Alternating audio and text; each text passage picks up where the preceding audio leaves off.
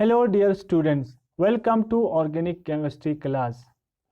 Dear students, आज हम पढ़ने जा रहे हैं SNI reactions के बारे में और different forms of SN1 and SN2 reactions के बारे में. तो ये हमारा presentation का flow रहेगा और after this topic you will come to know about what is SNI reactions and what are kinetics and stereochemical outcomes of SNI reactions and different forms of SN1, SN2 and SNI reactions and different effects of solvent on these reactions. तो चलो dear student हम start करते हैं अपने topic को. तो dear student, इससे पहले आपने SN1 रिएक्शन क्या होते हैं और SN2 रिएक्शन क्या होते हैं इस चीज़ को आपने देखा. SN1 में क्या था, रिसिमिक मिक्सचर के प्रोडक्ट बनते थे, ठीक है. SN2 में इन्वर्जन इन कन्फिग्रेशन होता था प्रोडक्ट का, ठीक है. तो यहाँ पे कुछ ऐसे रिएक्शन देखे हैं जिसमें आपको 100% रिटेंशन मिलते हैं, ठीक है. अगर हम कहते हैं कि इसमें SN1 मैकेनिज़्म फॉलो हो रहा है तो वो मैकेनिज़्म फेल हो रहा है क्योंकि उसमें तो रिसिमिक मिक्सचर बनना चाहिए था. लेकिन अगर हम कहते हैं कि इसमें SN2 मैकेनिज़्म फॉलो हो रहा है तो यहाँ पे तो इन्वर्जन प्रोडक्ट बनना चाहिए. 100% तो बनते लेकिन वो इन्वर्जन प्रोडक्ट होना चाहिए था, ठीक है. तो यहाँ पे इसका मतलब कि कोई और जो है मैकेनिज़्म उसको फॉलो कर रहा है. तो कुछ ऐसे मैकेनिज़्म हैं जिनमें क्या होता है, इंटरनली आपका न्यूक्लियोफाइल आपके इलेक्ट्रोफिलिक कार्बन पे अटैक करते हैं, फिर वहाँ पे जो प्रोडक्ट बनते हैं वो क्या होता है, 100% रिटेंशन इन कन्फिग्रेशन का होता है. तो जैसे कि इसीलिए इस SNI रिएक्शन को हम कहते हैं इंटरनल न्यूक्लियोफिलिक सब्स्टिट्यूशन रिएक्शन या सब्स्टिट्यूशन न्यूक्लियोफिलिक इंटरनल, ठीक है. I फॉर इंटरनल, ठीक है. तो यहाँ पे जो लिविंग ग्रुप है with in the molecule D attach होते हैं, ठीक है. और जो इनकमिंग न्यूक्लियोफाइल है वो विद इन द ग्रुप वहाँ पे अटैक करते हैं. दोनों चीज़ें मतलब न्यूक्लियोफाइल आपका लिविंग ग्रुप जो है वो न्यूक्लियोफाइल बन के आपके कार्बन पे क्या कर रहे हैं, अटैक कर रहे हैं, ठीक है. जो आपका लिविंग ग्रुप है वो सबस्ट्रेट पे, यानी लिविंग ग्रुप कहीं दूर से नहीं आ रहा है, आपका जो न्यूक्लियोफाइल है वो कहीं बाहर से नहीं आ रहा. आपका जो लिविंग ग्रुप है खुद वो क्या बन रहा है, अब न्यूक्लियोफाइल की तरह एक्ट करके आपके कार्बन पे अटैक करते हैं, न्यूक्लियोफिलिक कार्बन पे अटैक करते हैं, ठीक है. तो पहले वो अपने आप को डी अटैच करते हैं ऐसे लिविंग ग्रुप, वहाँ से फिर टूट के कहाँ जाएगा, आपके इलेक्ट्रोफिलिक कार्बन पे. इसीलिए इसको इंटरनल का, यानी इंटरनली यहाँ पे जो हो रहा है सब कुछ हो रहा है.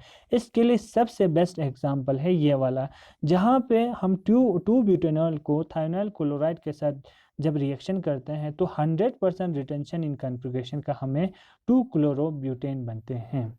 अब इसके मैकेनिज्म को समझने के लिए हम थोड़ा सा यहाँ पे देखते हैं कि इसमें होता क्या है.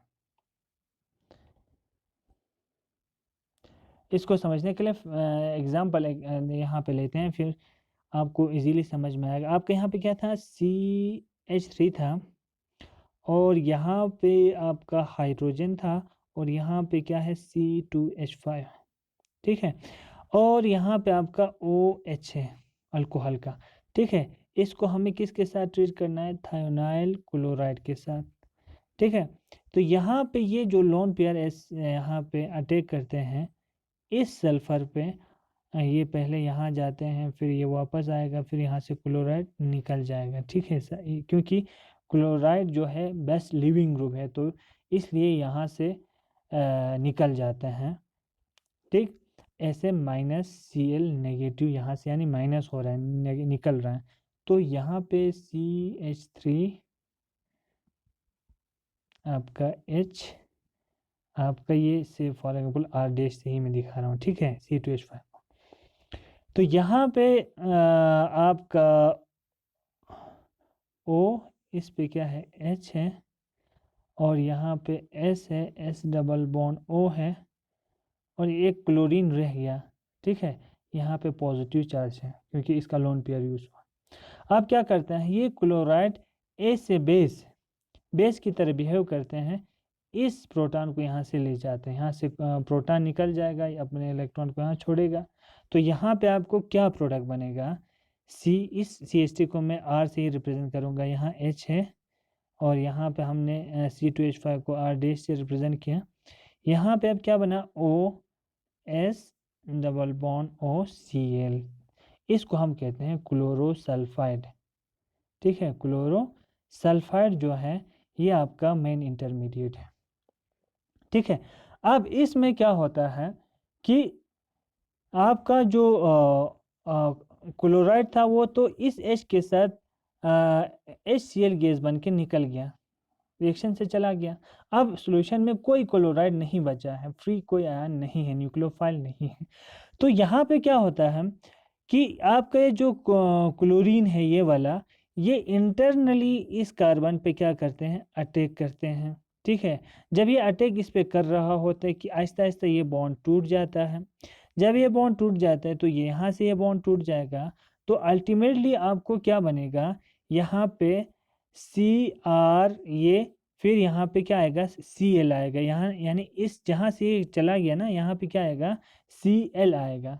ठीक है, यहाँ पे मैं दिखा रहा हूँ इसको, HCr, यहाँ पे R डैश से दिखाया हमने, और यहाँ से क्या आ गया, Cl आ गया, और SO2 यानी सल्फर डाइऑक्साइड यहाँ से SO2 बन के क्या निकल जाएगा।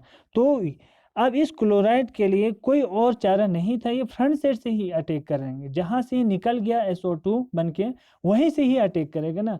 तो इसलिए यहाँ पे क्या बनता है, 100% रिटेंशन इन कन्फिग्रेशन वाला प्रोडक्ट बन जाते हैं, क्योंकि और कोई यहाँ पे लॉजिक तो नहीं है, क्लोराइड यहाँ से टूट के बाहर से तो नहीं जाएगा, तो इससे अच्छा है कि यह यहाँ से जा रहे हैं, उसी समय ये यहाँ पे अटैक कर देते हैं।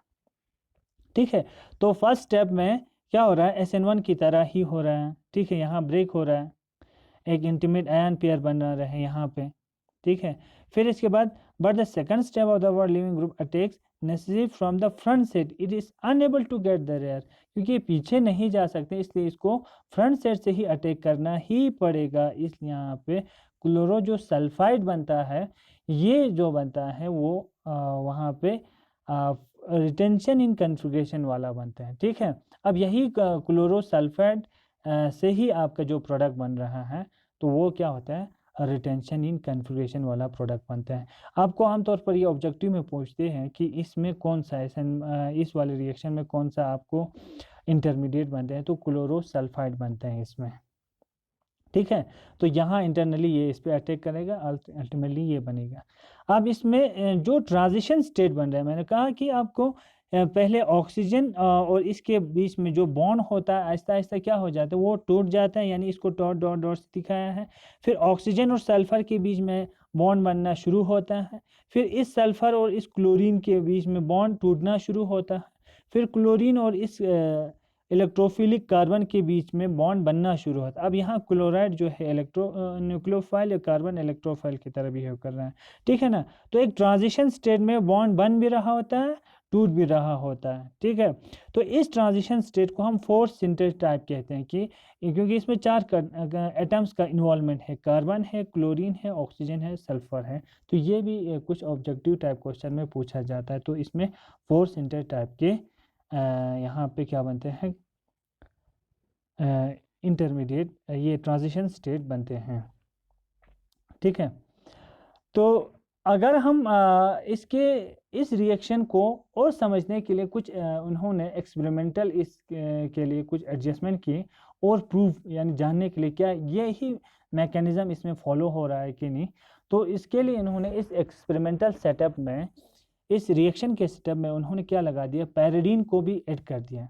से फॉर एग्जांपल हमारे पास क्या था, यही को फिर से आपको मैं फिर से शुरू करता हूँ इसी को।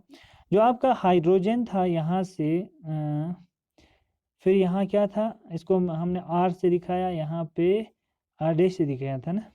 ठीक है, ये फ्रंट वाला कार्बन दिखा रहा है। ठीक है, फिर इसके बाद जो क्लोरोसल्फाइड बना था, यहाँ पे S डबल बॉन्ड O, और यहाँ पे Cl ये बना था।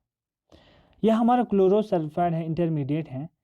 अगर यहाँ पे इस रिएक्शन कंडीशन में यानी अल्कोहल और पहले SO2 ऐड हो जाएगा, ये वाला बनेगा। फिर इसमें इन्होंने क्या कर दिया, पैराडीन को ऐड कर दिया। ठीक है, पैराडीन बेंजीन जैसा रिंग होता है जिसमें एक कार्बन की जगह नाइट्रोजन होता है। ये पैराडीन ने क्या किया, इस सल्फर पे अटैक किया और यहाँ से क्लोराइड निकल गया। क्यों? क्योंकि chloride is good leaving group. तो यहाँ क्या बनेगा, आर, इसको आर माना है हमने, H, इस C2H5 को आर डैश माना है। ठीक है, ये थोड़ा सा हमने फ्रंट वाला कार्बन दिखाया तो इसको थोड़ा सा ऐसे दिखा रहे हैं। ठीक है, फिर यहाँ ऑक्सीजन, यहाँ से सल्फर डाइऑक्साइड, सॉरी SO, और यहाँ से नाइट्रोजन पैराडीन का। ठीक है, यहाँ पॉजिटिव चार्ज आएगा क्योंकि इसने अपना लोन पेयर यूज किया।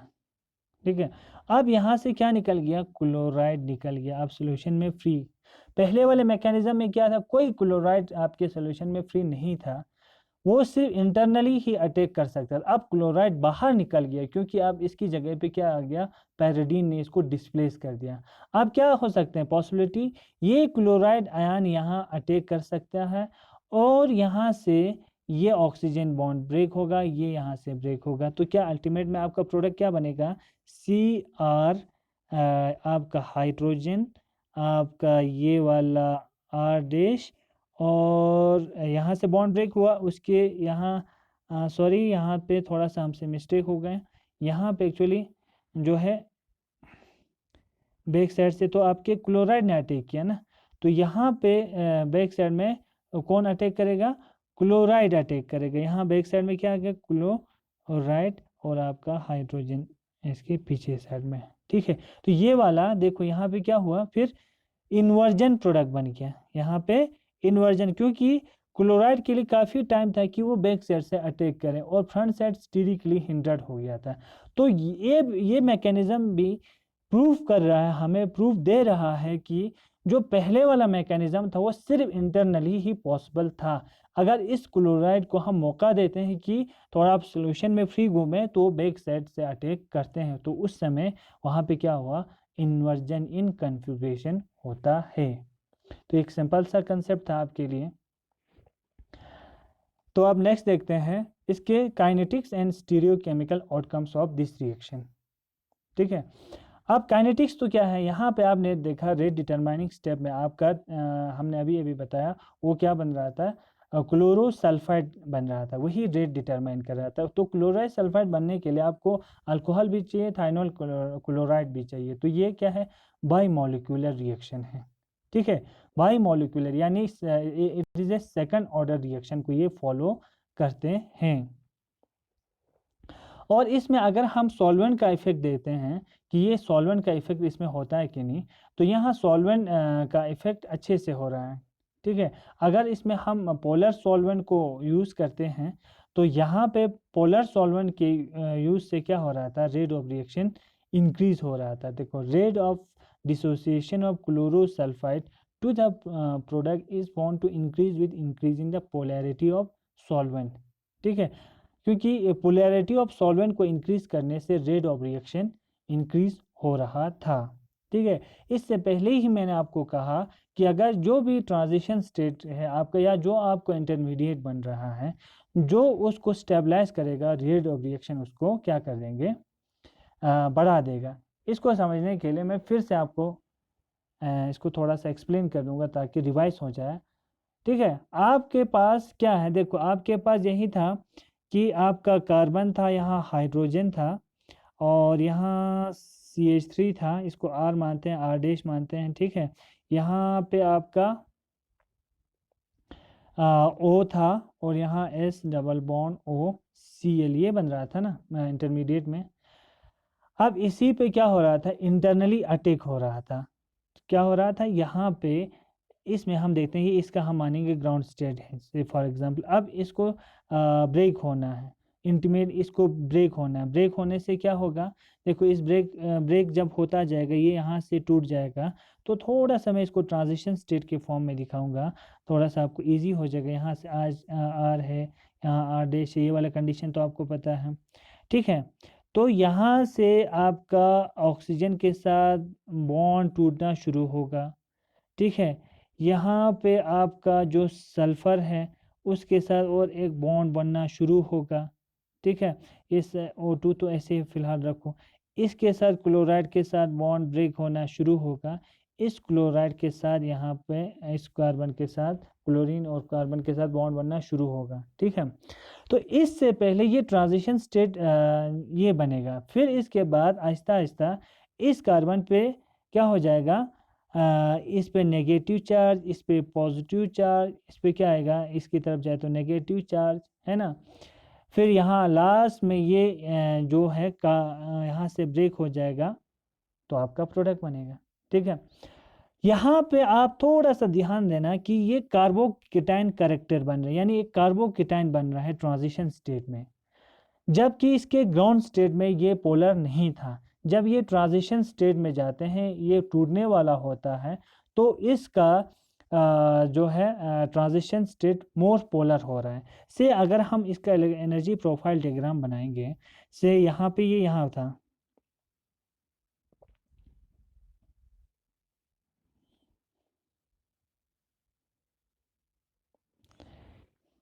ठीक है, ये यहाँ पे था, से इसका एनर्जी यहाँ पे था। अब इसको यहाँ से ऐसे होना है, फिर ब्रेक हो जाएगा, यहाँ से निकल जाएगा, ठीक है। अब यहाँ पे जो कार्बोकेटाइन टाइप का कंडीशन बन रहा है इसके ट्रांजिशन स्टेट में, उसको पोलर सॉल्वेंट क्या करेगा, पोलर सॉल्वेंट इसको क्या करेंगे, स्टेबलाइज करेगा, क्योंकि उसका जो इसका जो ट्रांजिशन स्टेट है वो क्या हाईली पोलर है। तो पोलर पोलर को वहाँ पे क्या करेगा, स्टेबलाइज करेगा। तो इसका ट्रांजिशन स्टेट इतना होने की जगह पे सिर्फ इतना ही होगा। तो क्या हुआ, एक्टिवेशन एनर्जी कम हो गई ना। पहले अगर ये नॉन पोलर होता तो इतना इसको एक्टिवेशन देना एनर्जी देना पड़ता, अब इसके लिए सिर्फ इतना ही एक्टिवेशन एनर्जी काफ़ी है। तो पोलैरिटी ऑफ सॉल्वेंट के इंक्रीज करने से रेट ऑफ रिएक्शन क्या हो जाएगा, इंक्रीज हो जाएगा। तो यही यहाँ पे कह रहा है कि with increase in polarity of solvent reaction का रेट इंक्रीज होता है, क्योंकि वहाँ पे एक इंटीमेट आयन पेयर जैसा बनते हैं आर पॉजिटिव कार्बोकेटाइन टाइप का, जिसको सॉल्वेंट केज जो है वो फर्दर क्या करते हैं, स्टेबलाइज करते हैं। अच्छा, आप देखते हैं इफेक्ट ऑफ वेरिंग सॉल्वेंट। क्या सॉल्वेंट के चेंज करने से इनमें कोई चेंज आती है। तो इन्होंने कुछ सॉल्वेंट इसमें लिए, तो यहाँ पे डाइऑक्साइड ऐसे सॉल्वेंट लिया तो इनको प्रोडक्ट फिर से रिटेंशन मिला, लेकिन इसमें दो इन्वर्जन हो रहे थे, दो इन्वर्जन से रिटेंशन हो रहे थे, ठीक है। HCl ऐसे सॉल्वेंट लिया तो इन्वर्जन प्रोडक्ट मिला। तो ये तो नॉर्मल अपना SNI हो गया। और पैराडीन को मैंने अभी आपको समझाया कि वहाँ पे भी इन्वर्जन होती है, ठीक है। क्यों, क्योंकि वहाँ बेक से अटैक करते हैं, ठीक है। अब इस डाइऑक्साइन को समझने के लिए आपको मैं थोड़ा सा फिर से यहाँ क्लियर कर देता हूँ क्या होता है डाइऑक्साइन वाले केस में। आपका ये कार्बन था, इस पे R था, यहाँ H था और यहाँ पे R डैश था, ठीक है। यहाँ पे ऑक्सीजन थे, यहाँ पे S डबल बॉन्ड OR बन रहे थे जब इनका रिएक्शन Cl रिएक्शन होता था। अगर हम यहाँ पे डाइऑक्साइन यूज़ करते हैं, ठीक है, तो डाइऑक्साइन O ऐसे होता है, दो ऑक्सीजन ऑक्सीजन में डाइऑक्साइन होता है, प्लस इसको ऐड कर यहाँ आप अटैक करेगा। अब यहाँ पे डाइऑक्साइन जो है वो अब इजीली कहाँ अटैक करेगा, ये बैक साइड में अटैक करते हैं। पहले कोई बाहर कोई न्यूक्लियोफाइल अवेलेबल नहीं था, अब यहाँ अवेलेबल है बाहर, ये अब यहाँ से इजीली अटैक करेगा। जब ये यहाँ अटैक करते हैं तो ये बॉन्ड क्या हो जाएगा, टूट जाएगा, यहाँ से ये बॉन्ड टूट जाएंगे, ठीक है। तो यहाँ अल्टीमेटली क्या हो जाएगा, सल्फर डाइऑक्साइड निकल जाएगा और क्लोराइड निकल जाएगा, और आपका जो ये डाइऑक्साइन है लिविंग ग्रुप के, यानी जहाँ से बॉन्ड ब्रेक हुआ उसके अपोजिट साइड से ये अटैक करेगा, तभी इसको हम क्या बोलेंगे, इन्वर्जन, ठीक है। और यहाँ पे आपका R है, H है और R डैश है। तो फर्स्ट प्रोडक्ट में आपको क्या बना, यहाँ पे इन्वर्जन प्रोडक्ट बना, ठीक है, यहाँ पे इन्वर्टेड प्रोडक्ट बना। अब आपका क्लोराइड यहाँ पे फ्री है, सॉल्यूशन में फ्री है।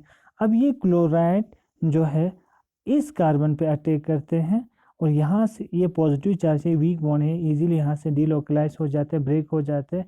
अब फिर अल्टीमेटली आपको फिर प्रोडक्ट क्या बनेगा, आर आपका एच आपका आर डैश और फ्रंट साइड से आपको क्या आ गया, अब क्लोराइड आ गया, यानी इसके इस साइड से। यानी अल्टीमेटली क्या यहाँ से यहाँ जब अटैक किया तो क्या जहाँ से लिविंग ग्रुप निकल गया उसके अपोजिट से क्लोराइड ने अटैक किया, यानी इन्वर्जन हुआ।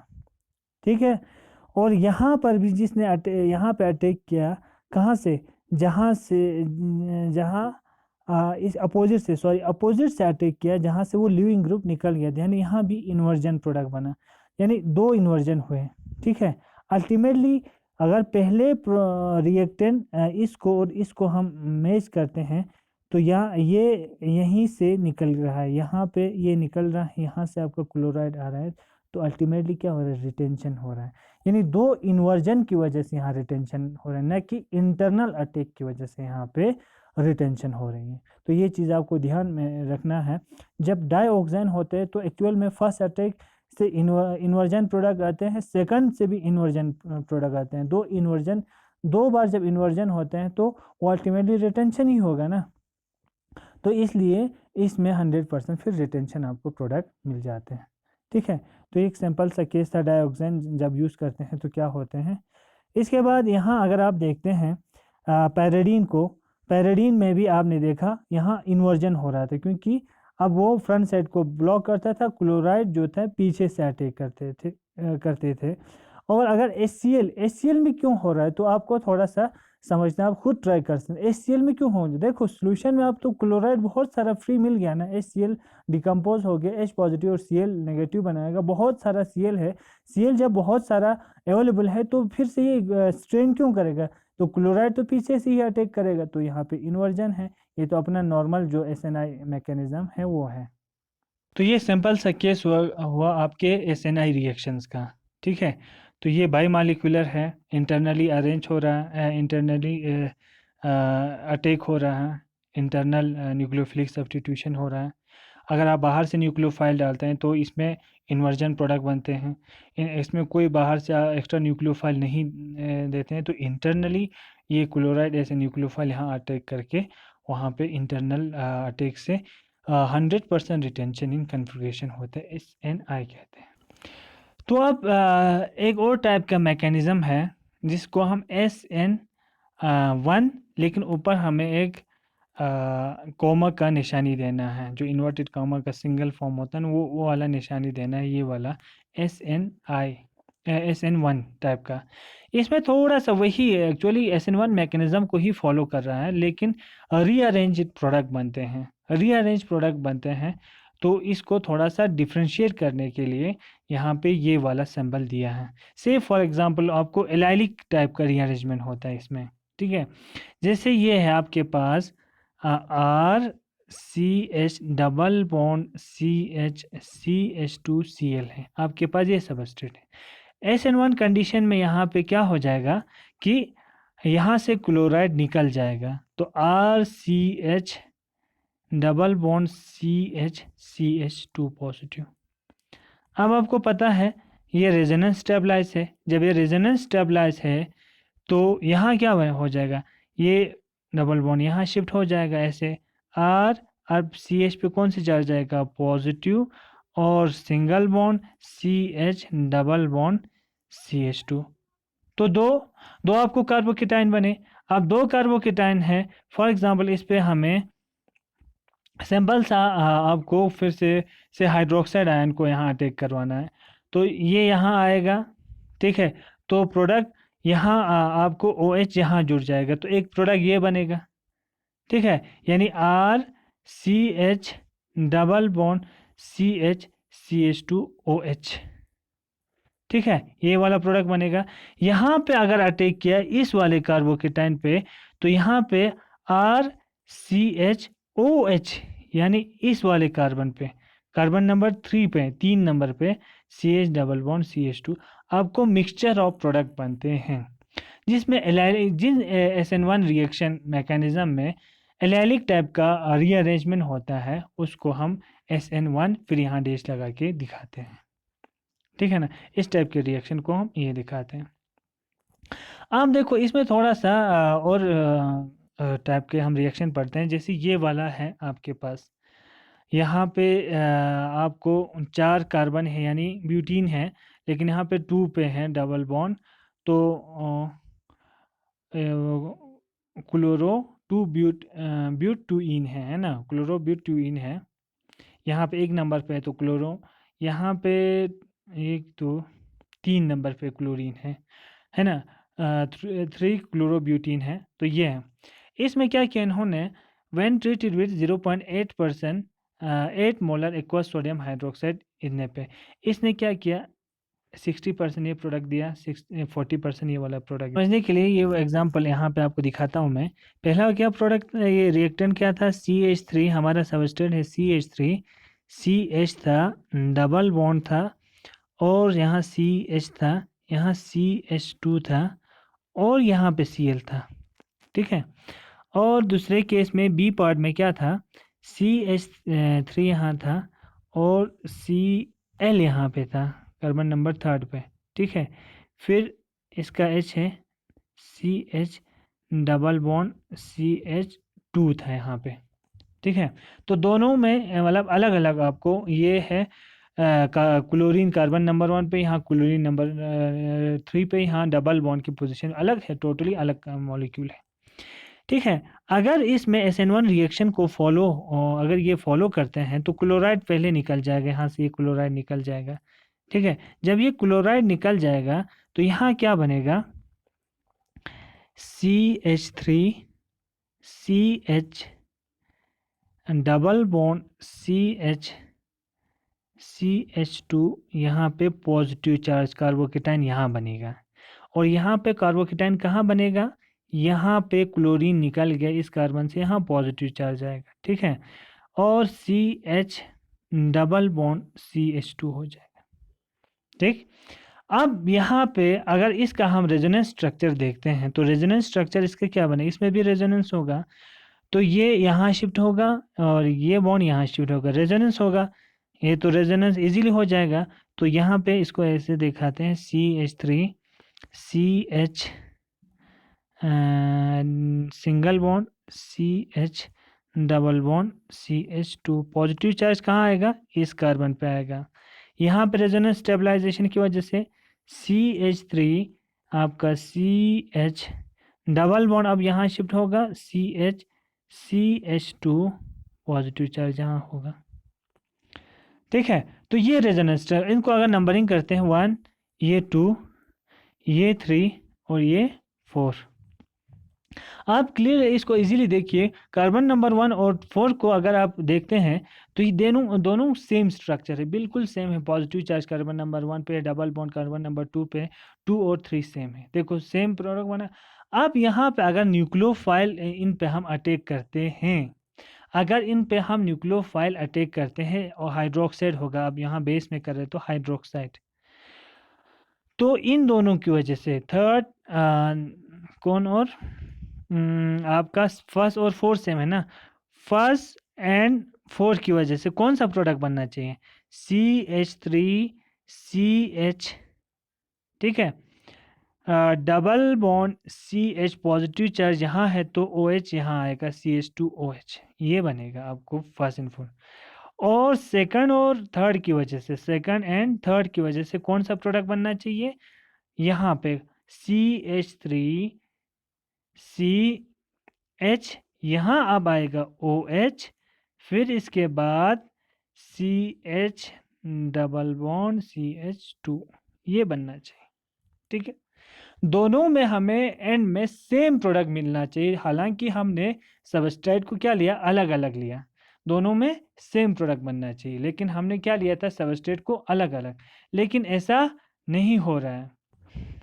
अब यहाँ पे क्या हो रहा था कि 1 एंड 4 का प्रोडक्ट ये बनना चाहिए था, और 2 एंड 3 का प्रोडक्ट ये बनना चाहिए था, और अंत में अगर हमने सबस्ट्रेट अलग भी लिया हो तो, लेकिन आपको प्रोडक्ट क्या बनना चाहिए था, दोनों में सेम बनना चाहिए था, लेकिन ऐसा नहीं हो। अब यहाँ देखिए, ये वाला जो प्रोडक्ट है वो है 60%, OH जो पहले कार्बन पे है, रीअरेंज प्रोडक्ट यहाँ 40% बना है, यानी जहाँ Cl है वहाँ OH इजीली आ रहा है। इसमें भी देखिए जहाँ Cl है वहाँ पे OH जो है वो इस बी केस में 62% बन रहा है। यानी आप इतना याद रखिए कि जहाँ क्लोरीन था वहाँ से OH, वहाँ पे OH इजीली अटैक कर रहा है, वो परसेंट थोड़ा सा ज़्यादा हो रहा है।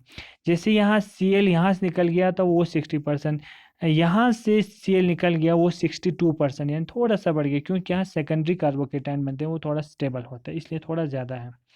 और जो रीअरेंज होता है वो प्रोडक्ट थोड़ा सा कम बनते हैं। ठीक है, तो इसीलिए इस टाइप के प्रोडक्ट को नाम दिया गया है product, this phenomena is called it product spread. यानी प्रोडक्ट कैसे स्प्रेड हो रहा है, product spread is in the direction of starting compound, जो स्टार्टिंग कंपाउंड था उसी की तरफ ये स्प्रेड हो रहा है, तो इसलिए इसको प्रोडक्ट स्प्रेड भी कहते हैं। जबकि हमने अभी जो मैकेनिज्म देखा इसमें तो सब बराबर बन रहे थे ना, इसमें सब में यही बराबर कार्बोकेटाइंस बन रहे थे, तो ये और ये 50-50% बनने के चांस थे, ये और ये भी 50-50% बनने के चांस थे, लेकिन ऐसा नहीं हो रहा है। जहाँ से लिविंग ग्रुप निकल गया था वहाँ थोड़ा सा ज़्यादा प्रोडक्ट बन रहा है, इसलिए इसको प्रोडक्ट सेपरेट कहते हैं। अब है विथ इनके सॉल्वेंट का क्या असर पड़ता है, with increasing polarity of solvent the product separate decreases and some cases is entirely absent. अब देखो थोड़ा सा आपको यहाँ लॉजिक लगाना है तो इजीली आ जाएगा कि पोलैरिटी ऑफ सॉल्वेंट इंक्रीज करने से प्रोडक्ट सेपरेट कम हो जाते हैं। क्यों? क्योंकि आपने अगर यहाँ इस पे थोड़ा सा ध्यान देंगे, यहाँ इस पे थोड़ा सा इसको डिफरेंट कलर्स यूज़ करेंगे, यहाँ पे अगर इसको पोलर सॉल्वेंट के साथ, यहाँ अगर हम कहेंगे इसमें पोलर सॉल्वेंट है तो ये पॉजिटिव चार्ज है ना, ये इस पॉजिटिव चार्ज को पोलर सॉल्वेंट क्या करेंगे, स्टेबलाइज करेंगे। क्या करेंगे?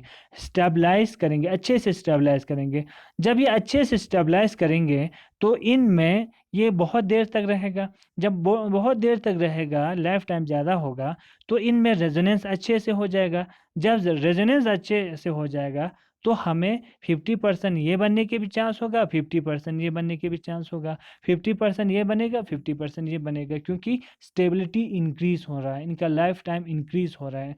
इनको अब प्रोडक्ट सेपरेट नहीं होगा। क्यों? क्योंकि अब ये दोनों बराबर बन रहे हैं, वरना क्या होता है, वहाँ से क्लोरीन निकल रहा था, वहाँ से भी OH ने अटैक किया था, तो इसलिए हमें वो थोड़ा सा ज़्यादा बन रहा था। क्योंकि आपको पहले भी मैंने कहा था इंटीमेट आयन पेयर के कंसेप्ट में कि जो ही यहाँ से क्लोरीन निकल रहा होता है उसी समय भी यहाँ पे बहुत सारे अटैक करते हैं, क्योंकि यही बॉन्ड जो है थोड़ा सा पोलराइज बॉन्ड है, तो इसलिए थोड़ा सा वहाँ पे प्रोडक्ट सेपरेट ज़्यादा हो जाते हैं। लेकिन अगर ये ज़्यादा स्टेबिलिटी बन जाती है, क्योंकि आपका पोलर सॉल्वेंट है, इसको कार्बोकेटाइन को फर्दर स्टेबलाइज करेगा, तो उस समय जो प्रोडक्ट सेपरेट है वो ख़त्म हो जाते हैं। ख़त्म होने का मतलब क्या हो जाएगा, जो दोनों प्रोडक्ट यहाँ पे ये 60 भी 50% हो जाएगा, या 40 भी 50% हो जाएगा। इस तरह से product separate Aahista Aahista gap ख़त्म होके वो कुछ चीज़ों में तो एब्सेंट हो जाती है, यानी 50-50% ही बनते हैं। ठीक है, तो अल्टीमेटली अगर आप हाईली पोलर सॉल्वेंट हम इसमें यूज़ करेंगे, दोनों में सेम प्रोडक्ट बनेंगे, आप डिस्टिंग्विश नहीं कर पाओगे कि इसका प्रोडक्ट है कि इसका प्रोडक्ट है, क्योंकि वो कार्बोकेटाइन को क्या करते हैं, स्टेबलाइज करते हैं। अब है SN2 में भी क्या ऐसा मैकेनिज्म, यस, एलेलिक रीअरेंजमेंट में SN2 में भी ऐसा मैकेनिज्म होता है। इसको SN2 फिर ऊपर एक डैश लगा के फिर से दिखाते हैं हम SN2 डैश मैकेनिज्म को। Nucleophilic substitution at allylic carbon, फिर से यहाँ एलाइलिक में SN2 मैकेनिज्म, वहाँ SN1 मैकेनिज्म को फॉलो कर रहा था, लेकिन थोड़ा सा हट के हो रहा था। जहाँ हम सोच रहे थे वहाँ पे अटैक नहीं कर रहा था, रीअरेंज प्रोडक्ट कर रहे थे, अटैक बन रहे थे, इसलिए वहाँ पे क्या हो रहा था, अलग टू डिफरेंट प्रोडक्ट बन रहे थे, इसलिए इसको SN1 के ऊपर फिर हमने कॉमा लगा के दिखाया। ठीक है, यहाँ पे SN2 के ऊपर कॉमा लगा के दिखा रहे हैं, क्यों? क्योंकि हमारे हिसाब से क्या होना चाहिए भी, यहाँ पे आपका न्यूक्लियोफाइल इस कार्बन पे अटैक करना चाहिए, उसी समय यहाँ से क्लोराइड निकलना चाहिए, और इसी को हम कहेंगे बाई मॉलिक्यूलर न्यूक्लियोफिलिक सब्स्टिट्यूशन, यानी बैक साइड अटैक हो रहा है। इसमें ऐसा नहीं हो रहा है, इसमें अटैक तो बैक साइड से हो रहा है, लिविंग ग्रुप भी यहाँ से निकल रहा है, न्यूक्लियोफाइल भी बैक साइड से अटैक कर रहा है, लेकिन यहाँ डिलोकलाइजेशन हो रही है।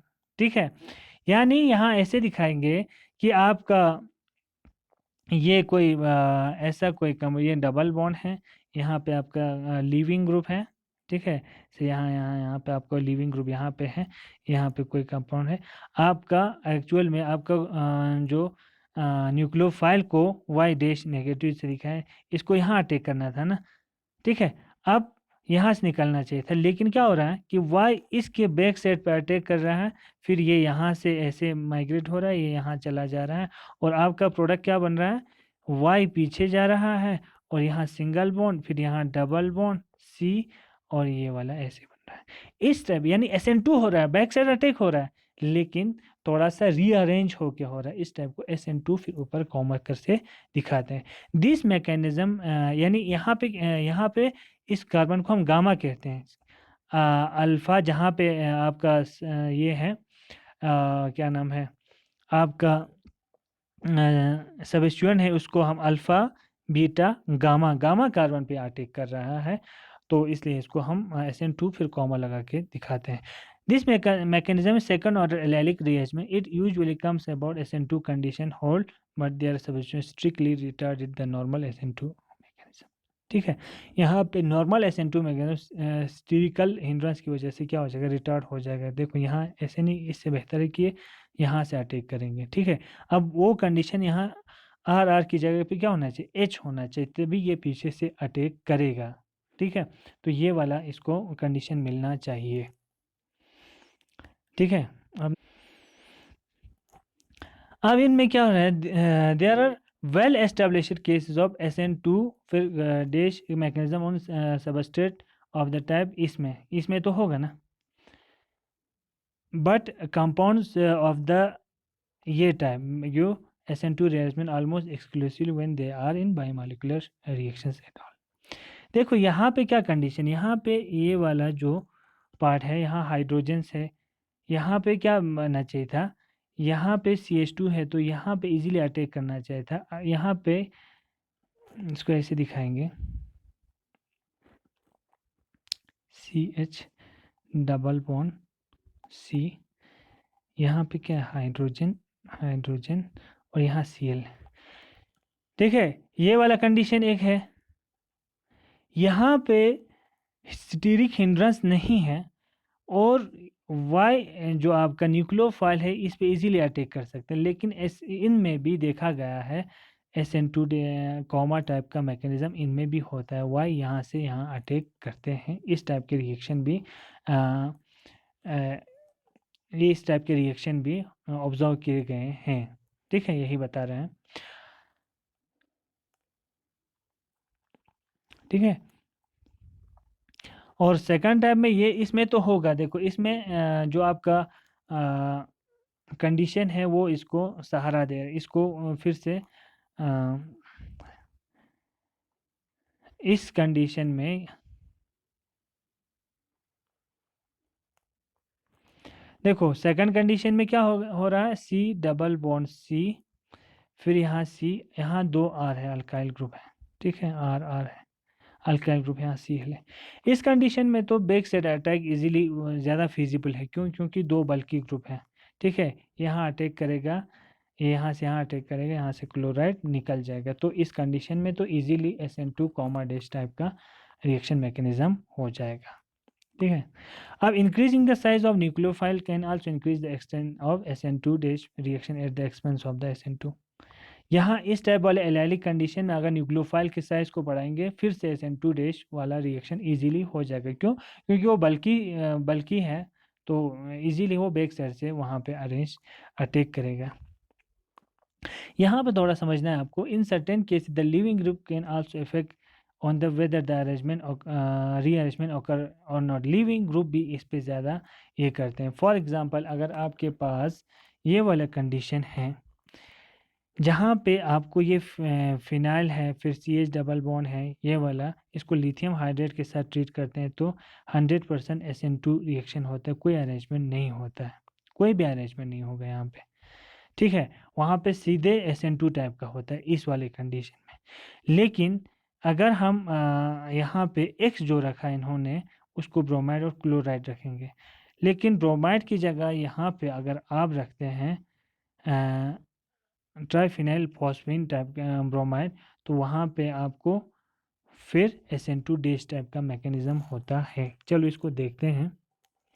तो इसको हम ऐसे समझा सकते हैं, से फॉर एग्जांपल आपका क्या था, यहाँ है PH फिनाइल रिंग है, फिर CH है, डबल बॉन्ड है, CH है, फिर इस C पे दो हाइड्रोजन है, ठीक है, और आपका X है। X कहाँ है, Br होगा या पे क्लोराइड होगा। तो उस समय इसमें 100% SN2 मैकेनिज्म को फॉलो करता है, सिंपली बाय मॉलिक्यूलर न्यूक्लियोफिली, यानी यहाँ कोई रीअरेंजमेंट नहीं होता है, यहाँ से ये निकल जाएगा इजीली, यहाँ पे आपको न्यूक्लियोफाइल यहाँ पे अटैक करेगा, ठीक है, लिविंग ग्रुप यहाँ से निकल जाएगा, वहाँ न्यूक्लियोफाइल अटैक करते हैं, ठीक है। लेकिन अगर इसी सिस्टम पे थोड़ा सा हम लिविंग ग्रुप को चेंज करते हैं, ठीक है, यहाँ H, यहाँ H, और यहाँ X की जगह पे आपको ट्राइफिनाइल फॉस्फीन रखते हैं, यानी फिनाइल है उसके साथ कितने बेंजीन रिंग हैं, फिनाइल के 3 बेंजीन रिंग हैं, ट्राइफिनाइल फॉस्फीन, ये बेंजीन रिंग 3 है, ट्राइफिनाइल फॉस्फीन है, ये पॉजिटिव चार्ज यहाँ इसके इंटीमेट आयन पेयर रहेगा, आयन पेयर रहेगा ब्रोमाइड। तो ये एक बड़ा सा बल्कि ग्रुप है ना, तो उस समय देखा गया है इसमें कौन सा अटैक होता है, फिर जो आपका न्यूक्लियोफाइल है वो यहाँ अटैक करते हैं, फिर यहाँ से यहाँ चला जाता है, और वहाँ पे SN2 कॉमा टाइप का मैकेनिज्म इसमें फॉलो होता है। क्यों? क्योंकि आपका जो यहाँ पे जो लिविंग ग्रुप था वो थोड़ा सा बल्कि इन साइज था, इसलिए प्रेफर करते हैं कि वो पहले गामा कार्बन पे अटैक करेंगे, फिर वहाँ पे रीअरेंजमेंट होके रीअरेंज प्रोडक्ट बनते हैं, ठीक है। तो आप लोगों ने देखा कि इसमें क्या कर रहे हैं कि लिविंग ग्रुप भी बहुत ही ज़्यादा इम्पोर्टेंट रोल प्ले कर रहा है। जितना वो बल्कि साइज होता है उस समय रीअरेंज प्रोडक्ट बनने के चांस ज़्यादा होता है, अगर वो बल्कि नहीं होगा तो वहाँ SN2 100% होता है, सीधे अटैक, वहाँ कोई रीअरेंजमेंट प्रोडक्ट नहीं बनते हैं। तो कुछ केसेस में इसमें देखा गया है कि पोलर सॉल्वेंट वहाँ इम्पोर्टेंट रोल प्ले करते हैं, क्योंकि इसका जो मैकेनिज़्म है ये कुछ लोग कहते हैं कंसर्टेड मैकेनिज़्म फॉलो करते हैं, कुछ लोग कहते हैं ये फुली कंसर्टेड मैकेनिज़्म को फॉलो नहीं करते हैं। अगर इसके स्टीरियोकेमिस्ट्री की बात करते हैं तो यहाँ पे जिस साइड से यहाँ डबल बॉन्ड है तो हम बोल सकते हैं ना सिन और एंटी बोल सकते हैं, यानी जहाँ से लिविंग ग्रुप निकल गया उसी साइड से आपका इनकमिंग ग्रुप आता है तो इसको सिन कहते हैं, और जहाँ से लिविंग ग्रुप निकल गया और इसके अपोजिट साइड से अटैक करते हैं तो हम उसको एंटी कहते हैं। अगर हम SNI इंटरनल में भी थोड़ा सा रीअरेंज प्रोडक्ट बनते हैं, यहाँ अगर इसको देखते हैं, यहाँ पे ये वाला देखिए आप,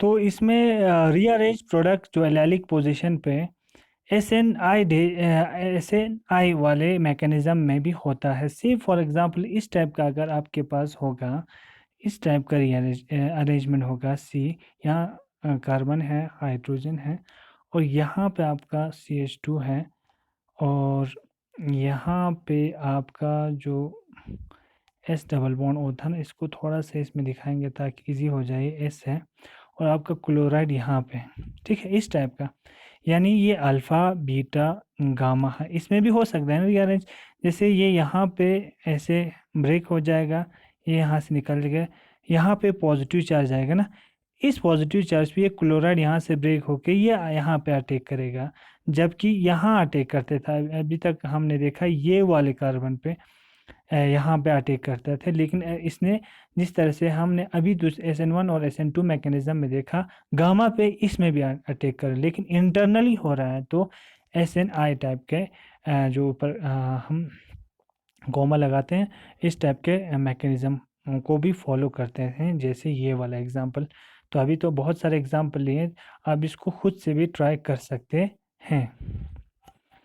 ठीक है, तो यहाँ पे 100% क्या हो रहा है, एलेलिक अरेंजमेंट हो रहा है।